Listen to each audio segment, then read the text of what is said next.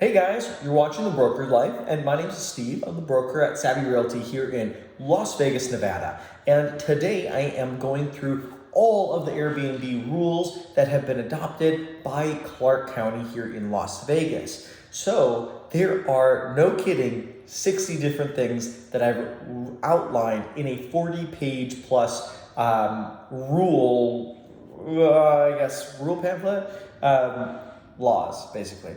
The laws written down in 40 pages, and I have gone through all 40 pages and have found 60 items that I think you will need if you are looking at doing a short-term rental in Las Vegas, right? So let's get into it, but of course, hit the like and subscribe if you want to see more content like this. And I will try to do it as fast as possible because there are a lot of items here, but I want to make sure you understand everything that you're getting into because they have a lot of investors coming into town. I get calls all the time for investors that are looking at short-term rentals here in Vegas because they are very lucrative and everybody knows it. So if you want to be legal, this is the requirements that you're going to have to come into coordination with. So here we go. So the first one is something kind of obscure. In Clark County, we have two different tax brackets for property taxes. They're saying if you are using your home as an investment that you own and you're going to be doing it as short-term rental, they want you to have an 8% increase a year on your taxes and not the 3% as a primary property. Okay, no problem. Second item. If you manage an STR for someone else, you need a license for that. They call you an accommodations facilitator. So that's a very specific thing, and you have to get accommodation or you have to get a license for that as well. Complaint hotline. There has to be a complaint hotline set up for your STR that anybody can call, and if your guests are not following the rules. Local representative. For local representative, you have to have someone available 24 hours a day, 7 days a week, to be able to fix any problems. You know, what's going on, if there's a complaint, there's a party, something happening, you need to be able to address it immediately. There's more specific timeframes a little bit later on in this. Local representative, that has to be available 24 hours a day. Party. This is the thing. What does a party mean to you? To Clark County, a party is any gathering of people that is more than what your house can allow. So if you book 6 people, you can only have 6 people. 7 people, it's a party. With the rules here, that's how it's outlined. You can't have anybody else. This is just supposed to be a house to sleep and rest and gather in, I guess, for your group. Party means more than the booked amount. So 6. Hotel condos do not fall under these rules. So if you own in MGM Signature, Vidara, Trump, the Platinum Hotel, Palms Place, those basically are all 5 of them. If you own in these hotel condos, they're zoned for it, they're meant for it. These rules do not apply to you. So good on that one. Only 1% of the available housing stock can be short-term rentals. So I believe there was about 2,600, a little over 2,600 permits that could be available in unincorporated Clark County. So 1% of the housing stock. And they round it down. So if it's, whatever it is, they round it down, they don't round up. And of course, the county is the only one that can actually determine what the number actually is. Property owners only can have the STR license. So if you are the property owner, you can have the license. Someone else cannot have the license. You can't be a renter renting a property and apply for a license like that. I mean, you can't do a rental arbitrage. That just doesn't work in Las Vegas. It does work in other places, and if you want to do it illegally, you can probably try to figure that out. But if you want to follow the rules and get a license, it won't fly for Clark County. Here we go. Number 9. An entity can be the owner of the property, but the person who owns the entity cannot be another entity. They want to know the actual person's name who owns this entity. So they have someone to say, hey, it's you. We have a lot of investors that want to hide behind the entities, which I understand, but for getting a license, you cannot do it. Ineligible STRs. What can you not turn into a short-term rental? There's a few different items here. An RV, a trailer, a tent, motor vehicles, And also you cannot go into Mount Charleston, Moapa Township, Moapa Valley Township, Mesquite Township, and Bunkersville Township. So those items or those areas are off limits here. Mount Charleston would be really cool for that too, so that's kind of a bummer. One of the requirements is that your property does have to have city water. You can't have a well. So that's a bummer for anybody who's on a well. No apartment building. So if you are renting in an apartment or if you have rented something, you cannot turn this into a short-term rental. If you own the apartment, you still can't turn it into a short-term rental. So that's the case. Those are apartments, not condos. Here we go. No more than 10% of a condo community can be short-term rental. So let's say if you own the whole building, let's just assume you own a whole building of condos, 10% can be. Or of course, if your HOA allows you to do this, then 10% of your condos can. This does not affect, hotel condos. So hotel condos are exceptions. 100% of those can be short-term rentals, as they are. HOA docs. If you have an HOA, you basically can't have a short-term rental. This is what they're saying with HOAs. If you're applying for a license and your home's in an HOA, then your HOA documentation has to specifically say rental of a residential unit is okay for the purposes of transient lodging. I can guarantee you no HOAs have that here in Las Vegas. What HOA would ever do that? So that is a no-no, apparently. Another thing, if your property is within 2,500 feet from the property line of a resort hotel, you cannot have a short-term rental. That's an interesting one, but you cannot have it there. Also, one short-term rental cannot be within 1,000 feet from property line to property line, the closest property line, from another short-term rental. And that is around, so it's 1,000 feet that way, 1,000 feet that way, 1,000 feet, 1,000 feet. You basically have a half mile almost around a diameter that you cannot have a short-term rental. You can have one. No unsafe or unfit housing conditions, no condemned homes, basically, is what they're looking at here. Multiple code violations. If you've had multiple code violations in the past 3 years and you have not really addressed it immediately to the satisfaction of the county, then you cannot have a short-term rental, you personally, and probably the property.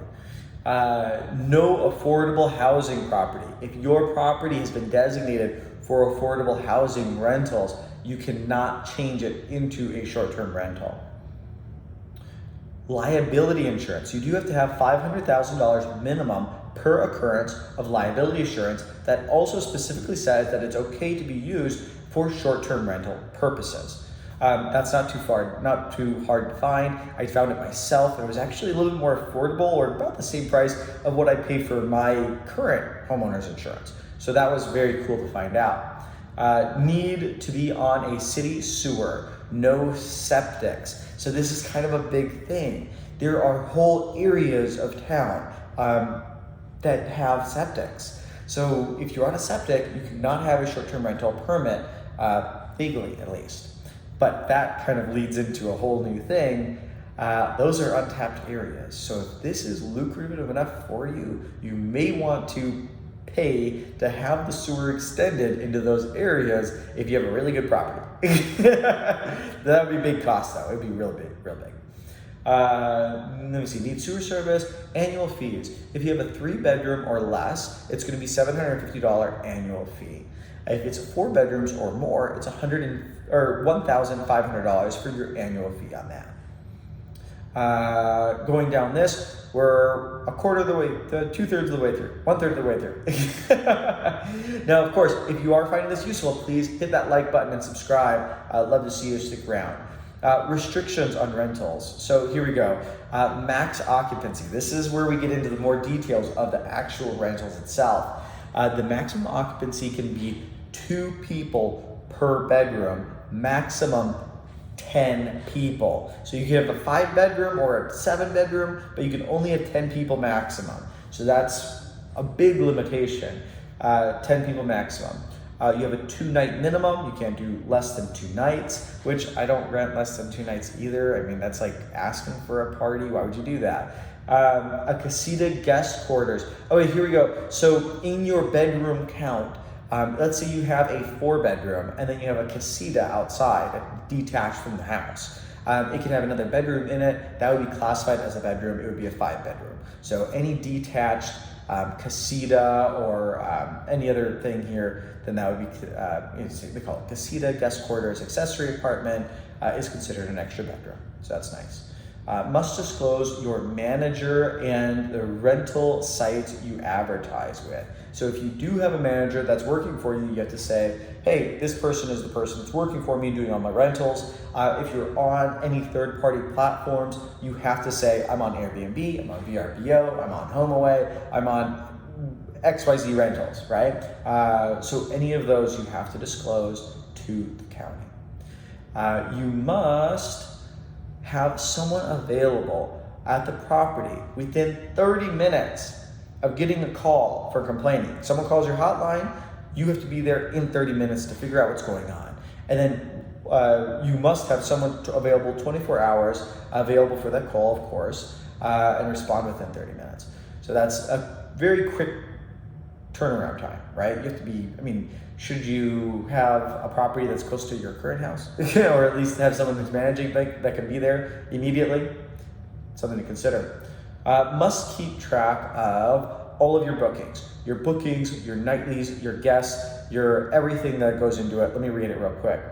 The number of bookings, listings, and leases for the month, the average number of bookings per listing, current year-to-date of booking values, current year-to-date revenue collected, the average length of your rental, booking value per rental, actual length of the stay per address, per rental transaction, and the name of all platforms used for the rental of the unit. It's pretty repetitive, but basically you have to keep everything for a while. Must give each group checking in a pamphlet created by the department to occupants at the time of booking and when they check in. So Clark County is going to have some kind of pamphlet, probably a digital one, that you have to send to your people when they book, and then of course when they check in, you have to give them as well. So that's one thing. And you have to keep a pamphlet in the unit at all times. So have one there just in case all the other pamphlets get lost, so they know the rules. Post all rules inside the unit in a conspicuous place. You probably have to have a plaque on the walls in the building somewhere so they can see what it is. I would honestly use QR codes, guys. So if you put the list there, but also put QR codes so they can have it on their phones. You know, if they don't know, if they don't have it, at least give them a digital copy, multiple different ways so you're covered. Post an evacuation route. Because you're being like a hotel, every hotel has an evacuation route on their door. So you have to post an evacuation route plan that meets the Nevada Fire Marshal's regulations. Transient lodging tax is due every month, so you have to pay it every month. It's not once a year or at the end of the year when taxes come due, it's every month. State business license and short-term rental license must be displayed in the STR. So you have to have all of those business licenses on display, probably next to your rules. In your short-term rental. Must have street-facing security camera that records and saves the film for a minimum of 60 days. The only exception to this is if you are in a building that has a front door, a common area where everybody comes in, then you don't have to do that. It is assumed that you have some kind of security in the event that you need to provide videotapes for somebody. Most evacuation route, state business license, street facility, here we go. Must provide the video to police if requested within 48 hours of event. Keep your bookings for 3 years. You have to keep all your records for 3 years for the county just in case they want to know what's going on in past years. Or they want to audit you and make sure you pay your taxes. Placard required in front of the home in a plain view of the public. Minimum, it has to be 8.5 inches by 11 inches, which is basically a sheet of paper. So you have to have a sheet of paper side placard in front of your STR, and it has to have these items on it. In 72 size 72 font, or 1.5 inches tall. Placard must say 24-hour compliant hotline number so people can call and complain. Maximum occupancy of your short-term rental, and the short-term rental license number and state business license number. So you have to have this here. On fully fenced units, the placard must be affixed to the gate. So if you are fully fenced, it's put on the gate, not the wall, not a man, not somewhere else. Put it on the main gate, right? So they don't catch you slipping on that one. You cannot put a sign on your property saying it is available for short-term rental. You can't advertise, apparently. You can't advertise your short-term rental, but you have to have this placard saying that it's a short-term rental. So you just can't get business from it, but you have to let everybody know what it is. Title 30. So this is interesting. They are implementing Title 30 sound guidelines for the residential neighborhood on you, right? So they're saying if you get too loud, that's a problem. What they do require is a sound device on your property lines and by your pool area. So this is interesting. So Title 30.68.020 sound guidelines stated daytime from 10 o'clock to 7 p.m. you have like a quiet time basically. So during the day, during normal daylight hours, you can be as loud as 72 decibels, and for up to 15 minutes every day, you can get 10 decibels higher than that. That is the real details behind this. They don't tell you that, and you have to go look in some other areas. But so you get up to 82 decibels loud for up to 15 minutes maximum. At nighttime, it gets a little bit quieter. You can do 65 decibels or 10 decibels higher than that, 75 decibels for up to 15 minutes. So those are the the nitty-gritty behind quiet times and the sound ordinance. No speakers outside, which probably is a good idea. 10 p.m. to 7 a.m. guests cannot use outdoor amenities such as your pool, spa, barbecue, fire pits, etc. So apparently you can't go outside after 10. I think is a little ridiculous, but 10 p.m. to 7 a.m. I'm sure, of course, to cut down on noise, which is okay. No rear or side outdoor lighting. This is really weird, a lighting rule. No rear or side outdoor lighting from 10 p.m. to 7 a.m. Lighting shall not go into anybody else's property. So they invoke another section of Title 30 that says don't flood your neighbor's house with light, which is very reasonable. It sounds like how this is worded, you can have your front lights on in front of the house, but on the sides of the house and in the back, they don't want lights on after 10 p.m. and before 7 a.m. So if you have automatic lights, make sure they're turned off. I wonder if pool lights fall into this. Didn't say anything about pool lights. On-site parking used first. So if you have on-site parking, use that first, then use the street. They don't want you to clog the streets.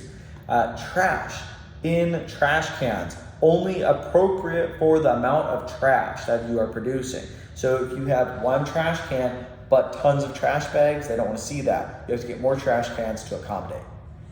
And then we're almost done. Again, like and subscribe if you are getting use of this content. Now, all complaints you have within 30 minutes that you get, right? You have to respond within 30 minutes. If you get the property, you have to have the problem resolved within 60 minutes. 30 minutes, get there, within 60 minutes, it better be snapped, it better be done. That's kind of interesting. County randomly inspects the property at any time. So they could call up and say, I'm going to go over there and inspect your property, make sure everything's good, make sure the fire code's okay, make sure you're meeting all the guidelines, make sure your placards are there, and make sure you're ready to go. Also, a few other things. They can have your license revoked or suspended at any time for whatever if there's an emergency. Let's say the sheriff comes and he's like, wow, there's some craziness happening at your residence. We need to shut you down for a bit. They can temporarily suspend you or completely suspend you. So really control your guests, guys. But that is all of the rules that I thought were very important from the new rules that were passed for Airbnb here in Las Vegas. So if you have any questions, leave them down below. Love to help you out if I can. But let me know what you guys think. Are you guys going to be doing the Airbnb here in Vegas? One other thing that I think is very important, because of these rules, the 1,000 feet on every corner, I think that we are not going to, in Vegas, meet the 1% maximum cap of what is allowed for the housing stock. So there's like the 2,600 or so licenses. I think that we're gonna be under 1,000. I mean, it's gonna be pretty low. So if you invest in finding a property that meets all these requirements and nobody around you can be licensed for whatever reason, let's say you're an island with HOAs all around you, but you're non-HOA, you're golden. But short of that, it's going to be a fight. But anyway, hope that was informative for you guys. Good luck on your short-term rentals and more power to you. Have a good one, guys.